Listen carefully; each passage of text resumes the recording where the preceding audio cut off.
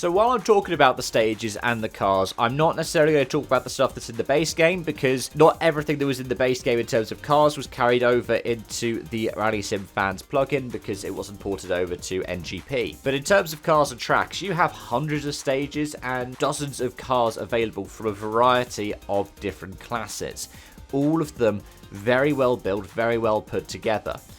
Some of these ones are the base game ones. The base 6 rallies are all based on real rallies, some of them in the European Rally Championship, some of them in the Asia Pacific Rally Championship. Some of the stages were WRC stages, either around the time, such as the Hokkaido stages that later were used in Rally Japan, or even were used in the future.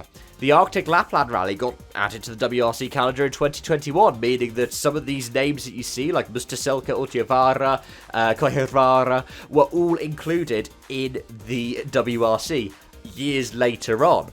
And what you see is some mods where people have put those more up-to-date versions that feature the WRC into the game as well.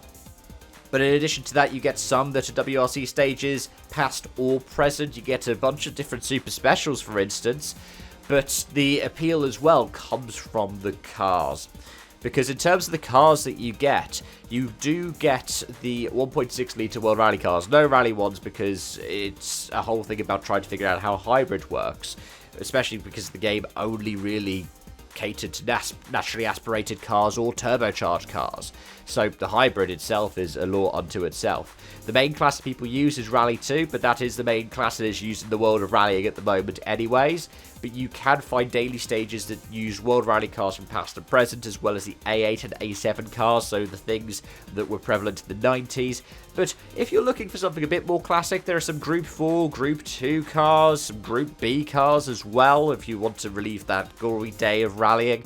And there's a dedicated fan base that put all of these into different rallies.